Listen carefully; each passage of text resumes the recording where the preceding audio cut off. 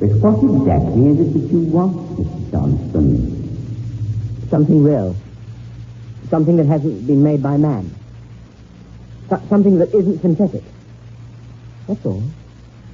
Got to keep. But why do you feel that you must have this something real? Why, Mr. Divisional Controller? I don't know. I just know that I must, that's all. Something I can hold in my two hands, touch, and know that it hasn't been made by man. By whom, then, Mr. Johnston? By whom? I don't know. I don't know. I just know that I must feel something real that hasn't been made by man. Don't you understand? SF68. SF68.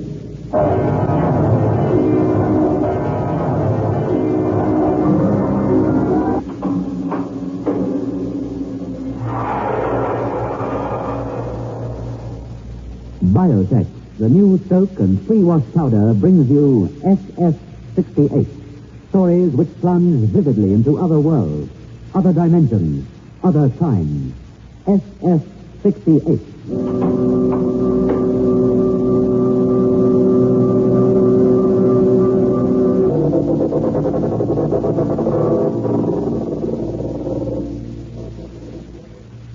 Mrs. P. Midgley of Deesa Avenue Committee in the Cape wrote to say, I'd like to congratulate you on the efficiency of your product, Biotech, and also to thank you as a housewife for solving the burden of my washing problem.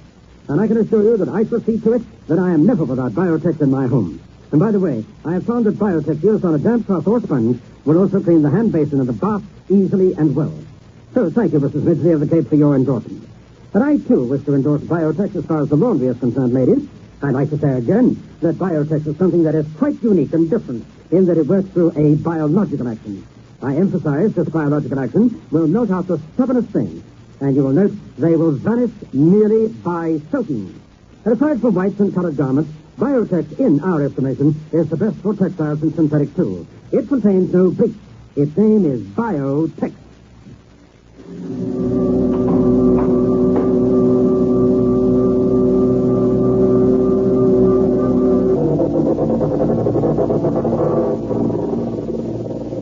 SF68 presents Quest, adapted for radio and produced by Michael McCabe.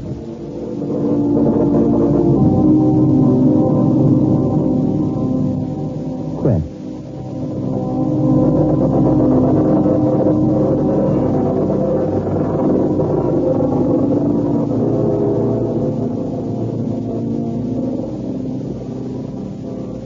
Surely you realize that...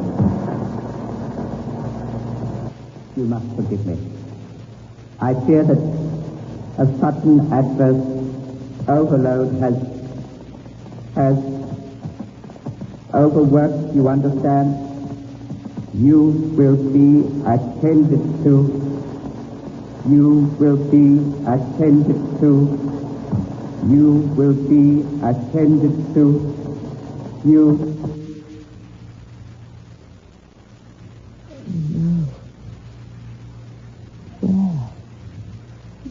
Where can I find something that isn't man-made? It's even him. Even my divisional controller's a robot. Was a robot.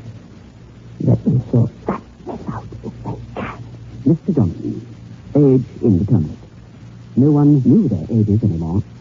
No one knew anything very much anymore. Only their citizen code number, the duties assigned to them at their place of work, and their living quarters index number. Mr. Johnson, small, insignificant. It was a shock to Mr. Johnson, knowing that his trusted divisional controller, the man, the thing that he'd been in the habit of taking all his troubles to, was a robot. What's happening to the world? Machines that look like people, people who look like machines. Each day it becomes more difficult to tell one from the other. The town commanded everything. Everything was commanded by the town. The city. Johnson started walking, in no particular direction. Dizzying cliffs of steel rising drunkenly towards the sky. Incredible blocks of artificiality marching doggedly towards infinity. There must be an end to this city. There must be something real somewhere. Must there? Try the elevators, Johnson. They must go somewhere. Somewhere real?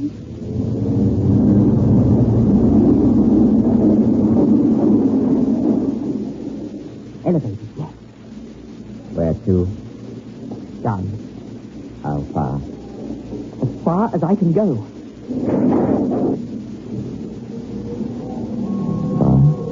I can go.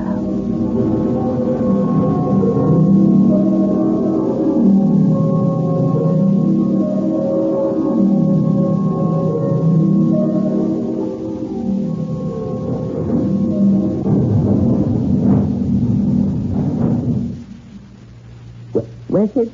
As far as you can go. Sir?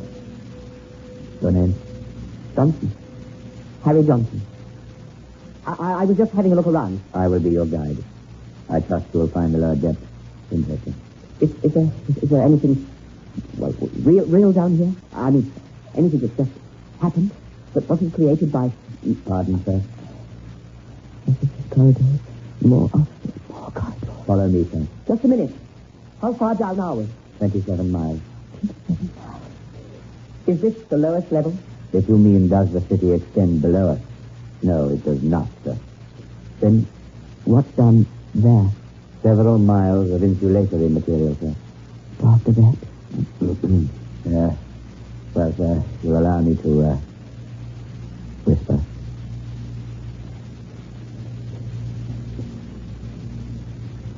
What's that? An archaic term that describes the inner core of the planet. That is all. There is nothing more.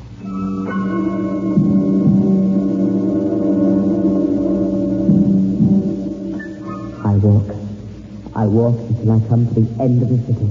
I walk for days, weeks, months. It doesn't matter how long for. And when the city's finished, there's got to be something new. Something that just happens without man's help. And Johnson did just that. Harry Johnson walked the city streets. Was Johnson hoping to see a tree? Or a flower, perhaps? Ridiculous thought. Such things belonged in the midst of the shadowy past. The ugly past. But Johnson tried. He had set out upon a quest.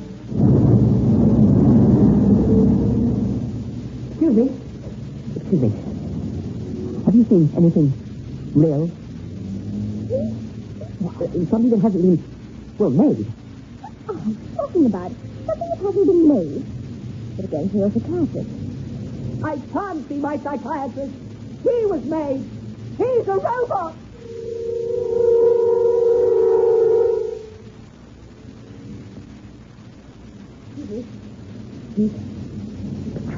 I'm looking. Your name? Johnson, Harry Johnson. Are you a resident of the district? I'm a traveler. I'm looking for something real. You've been walking. How far are you going? As far as I can go. It's so slow. Fire an air car. There's an agency in block 10789. An air car? Yes, of course. Thank you. He hadn't thought of that.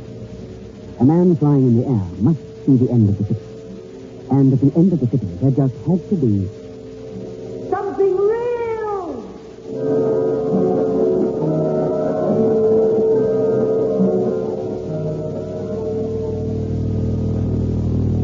Maximum altitude.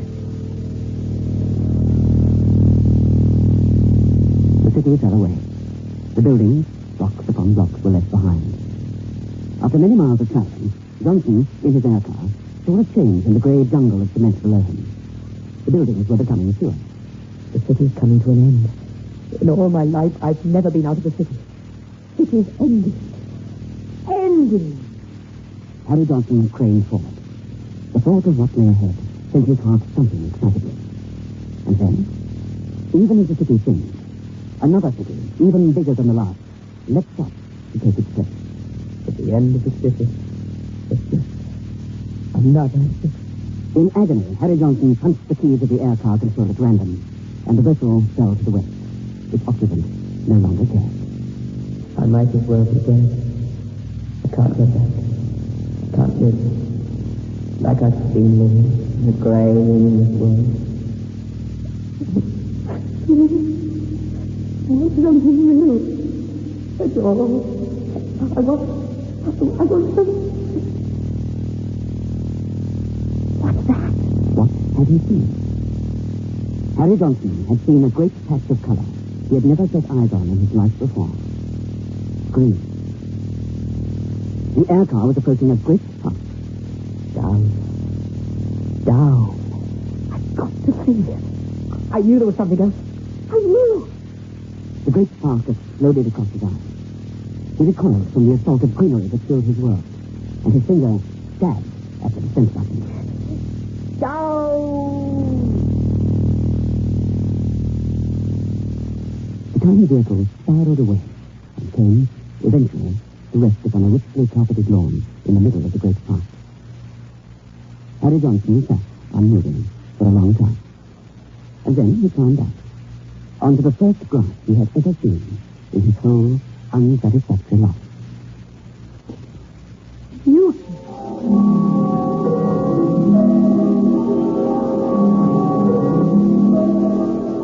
A park. A gigantic park. I thought man had forgotten. How could any man forget such beauty as this? I can see trees and hills. I'm running through grass, running in the most beautiful place in the world.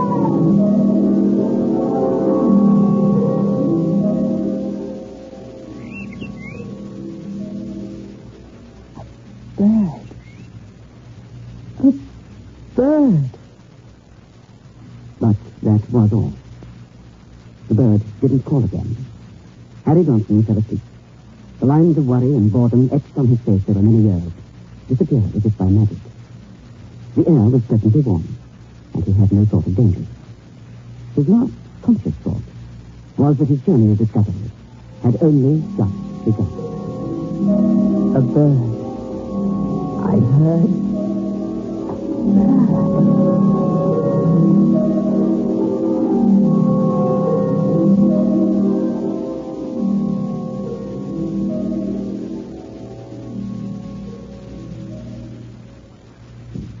Recently, I received a letter from Mrs. Myra Strawn of Mainward Rose Bank in the Cape in relation to our product Biotex. It was quite a lengthy letter and emphasized many of the points we've been making over the past months about Biotex. She said that when the product first came on the market, she and her daughters were a bit skeptical, but nevertheless decided to give it a go. And indeed, she is now most enthusiastic and a great supporter. She recommends it to neighbors and friends. Another letter from Mrs. Jane Lake of Fruit Trade Mines, Springs, said that she wished to congratulate the makers of Biotex, and went on to say that she had 2 children, 6 and 7 years of age, and that her spin dryer was not able to cope with the stubborn stains of their play clothes. Well, nowadays, she soaks with Biotex overnight in cold water and finds her washing much whiter, and colored clothes are brighter and stain-free. Harry Johnson awoke to the first green morning he could ever remember. He walked for perhaps half a mile and came upon an expanse of water which was not enclosed by concrete. It was a lake. Listen. Sailing on all that water. What are they? On the placid waters sat several creatures with long, graceful necks. They were swans.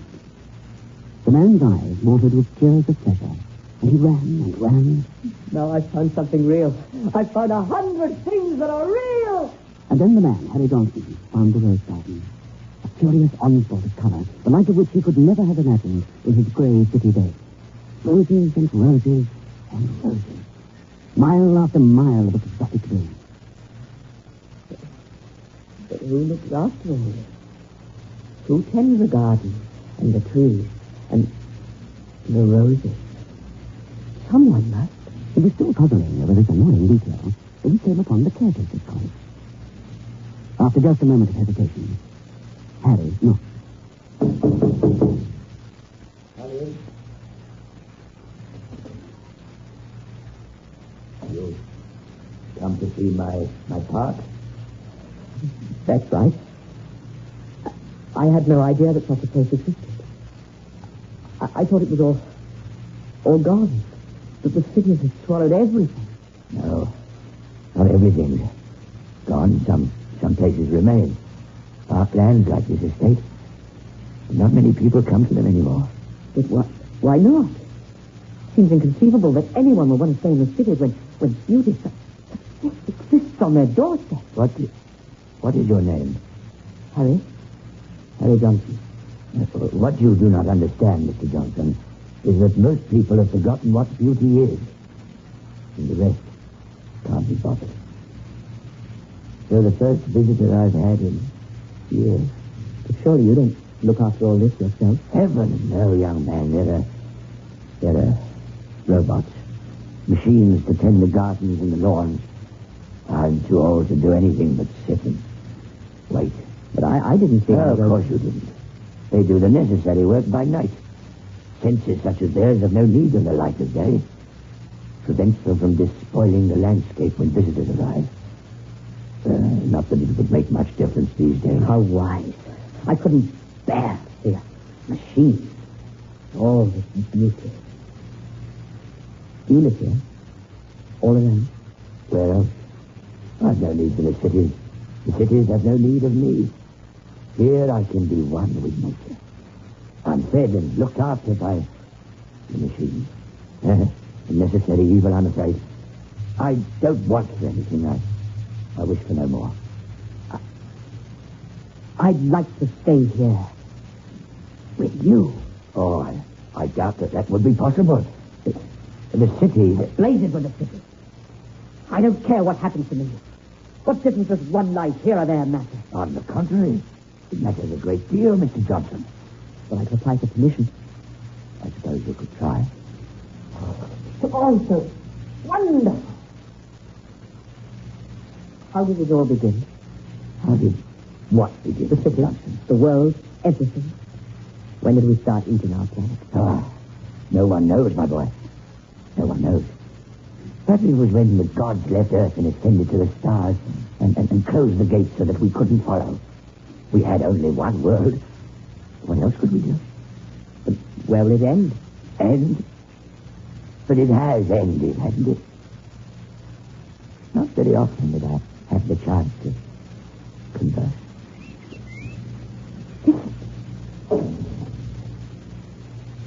What's happening? It's getting dark. But the day can't be ending. The days were once much longer. It's only out here that they're short. You see, man's changed even the length of the day. It's changed everything. The old caretaker followed Harry to the open door, smiling. In the doorway was a tremendous rose bush. Scarlet blooms burst hungrily towards the sunlight. A sudden desire swept over the little visitor from the grey city. He stretched out a hand towards the flowers, meaning to pluck one, to carry it with him. No! Huh? You mustn't touch the flowers. No! I've had enough of orders. This is no place for orders. No! Harry Johnson lifted the broken flower to his nose and sniffed arrogantly. And even as he did so, the rose withered and died. Dead leaves crumpled into a wraith-like gossamer remnant of a spider's web.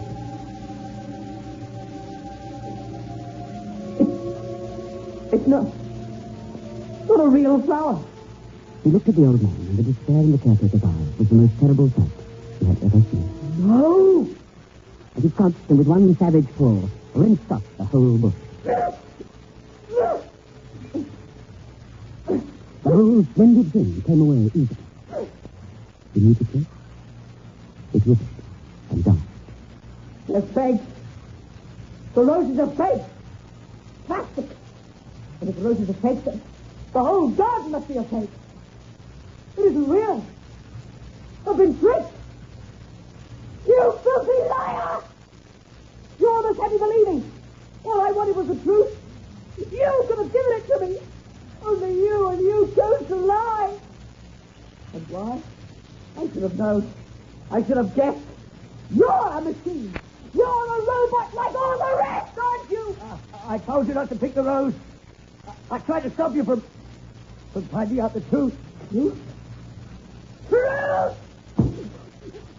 And the old man fell to the ground, and Johnson began to kick him, He kicked with all his strength until the face broke, and the synthetic fibers appeared through the destroyed protoplasm.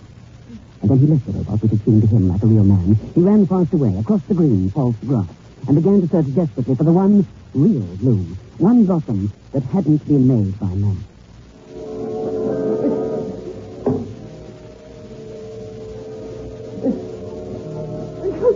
He swore and he cried as he wrenched at the wires which held each and every bush fast in the synthetic soil. And the wires scratched his hand, and he laughed as he saw the blood flow from his cup.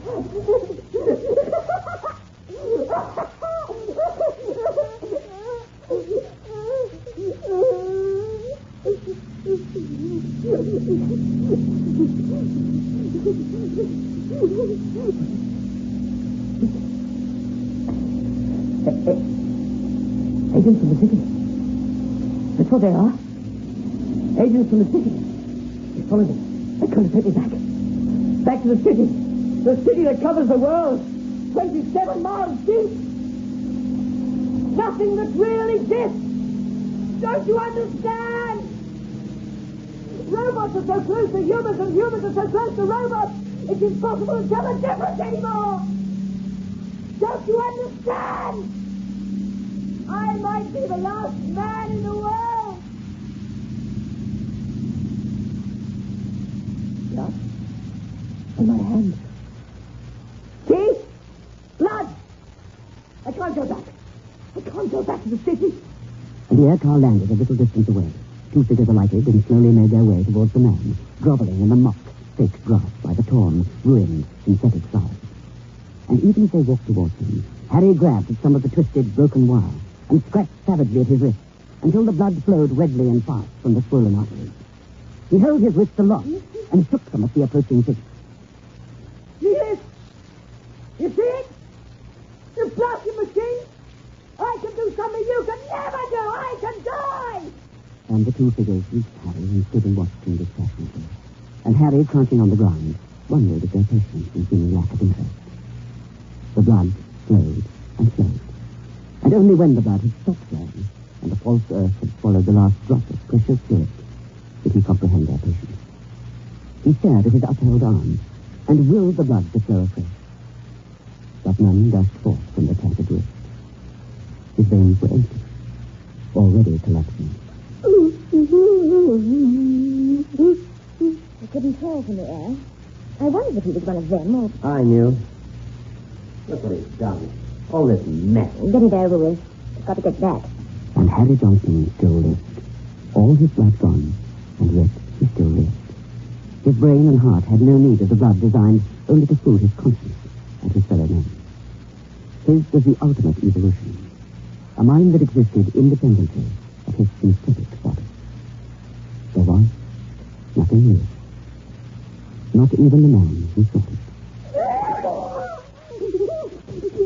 There were no tears to express Johnson's grief. His weary body seemed suddenly to split asunder. He sprawled upon the treacherous earth, and with his face buried in the lying grass, wept for the passing of all things real. Come on, don't waste time. Get it over with. And he never even felt the narrow shaft that entered his chest and cancelled his soulless life.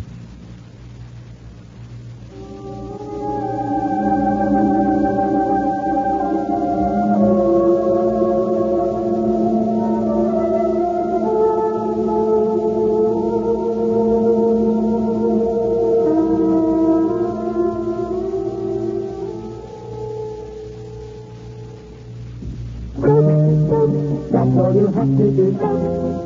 Just for an hour to use fine. Think of that good as you when you use new Biotech. Amazing new Biotex acts with a biological action to soak out the stubbornest stains and loosen dirt. New Biotex is great for all textiles and synthetic whites and colors. It contains no bleach. Get amazing new Biotex today and let soaking do the washing. I feel like a new man. It's a lovely day today.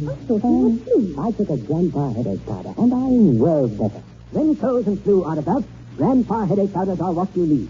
Grandpa headache powders work fast because they dissolve almost immediately. Grandpa makes all those dreadful flu symptoms disappear quickly. So, whenever you're in pain, get fast relief. Get Grandpa headache powder. Ah, Grandpa.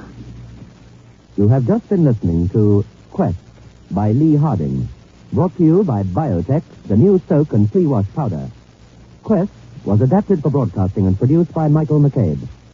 Listen again next Friday night at 9:30 to SF68. Now, just a reminder that you're tuned to the National Network.